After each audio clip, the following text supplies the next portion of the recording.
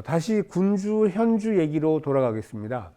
앞서 말씀드린 세자의 아들이 대군과 군이 되는 것처럼 세자가 왕위에 오르고 나면 군주는 공주, 현주는 옹주라고 부르게 됩니다. 공주는 품계를 초월한 외명부의 가장 높은 위치였고 그의 남편인 부만은 정일품의 품계를 받았습니다.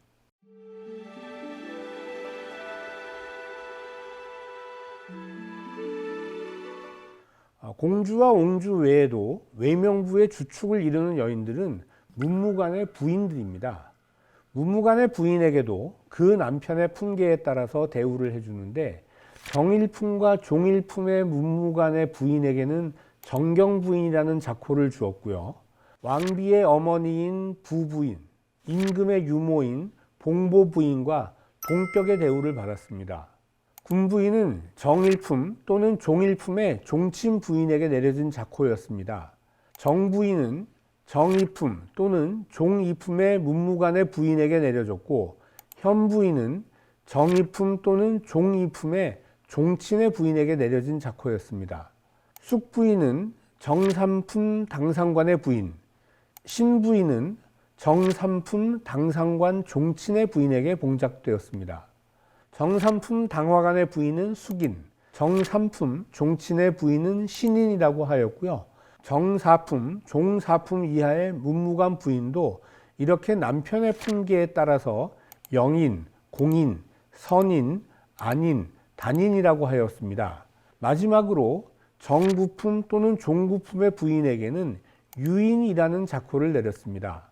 정사품, 종사품 이하의 종친 부인에게도 혜인, 온인, 순인이라고 하였는데 종친은 정육품까지만 품계가 있었습니다. 외명부는 첩의 소생과 남편의 생전에 개가한 여자는 제외되며 남편이 죽은 뒤에 개가한 여자는 이미 준 봉작을 박탈하였습니다. 남편의 품계에 따라 붙이는 자코도 다양하네요. 그런데 유인은 어디서 많이 들어본 이름입니다.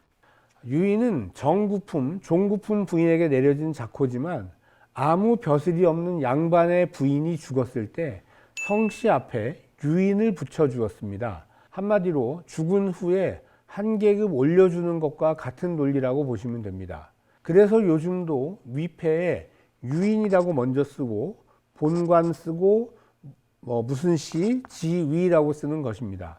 참고로 벼슬 없이 죽은 남자는 뭐라고 부를까요? 그냥 이거는 참고입니다. 갑자기 물어보시니 당황스럽네요. 저희가 제사를 모시기는 하는데 잠깐만요. 학생? 잘 알고 계시네요. 평생 공부를 하던 분이라는 뜻으로 벼슬에는 뜻이 없었다라는 의미로 높여주는 것입니다. 자, 다시 본론으로 좀 돌아가 보겠습니다. 이제 내명부, 외명부까지 소개를 마쳤으니까요. 조선시대 회례연에 대해서 먼저 알아보겠습니다. 조선시대의 회례연은 앞에서 설명드린 바와 같이 주로 군신 간의 결속을 다지는 의미로 행해졌습니다. 세종 15년에 정조 회례연에는 처음으로 아악이 사용되었는데 여악 대신 남악을 사용하였습니다. 세조대에 와서 형식적인 회례연으로 바뀌면서 여악이 사용되고 향락적인 잔치로 바뀌었습니다.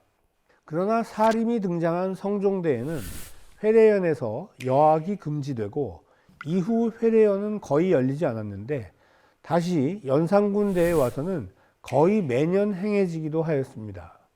중종 2년에 왕비 책봉 후에 회례연을 행하였고 중종 12년에 왕비 책봉 후에는 중궁 회례연만 행하고 백관 회례연은 행하지 않았습니다. 중종 이후 회례연은 다시 줄어들었고 명종 12년 세자 책봉 후 명종 14년 정조에 회례연을 거행하였습니다.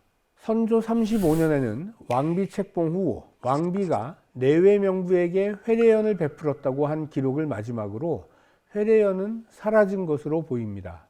그 대신 회례연보다 규모가 작은 직년들이 열리게 되었습니다. 이러한 내용을 볼 때 조선시대 국왕이 주재하는 회례연, 특히 왕비가 주관하였던 중궁정지 회명부인은 상시적이지 않았고 극히 드물었다고 보여집니다. 아마도 이는 국가가 국고의 낭비를 방지하고자 했던 것으로 이해할 수 있을 것 같습니다. 그렇군요. 나라의 규모가 작을 때는 군신의 회례연이 가능했겠지만 나라의 살림이 점점 커지면서 모든 군신의 만남은 부담스러운 면이 있었을 것 같습니다. 많은 비용이 들기도 하고요. 그렇습니다. 요즘도 잔치를 크게 하면 비용이 많이 들어가는 거랑 비슷한 얘기일 것 같습니다.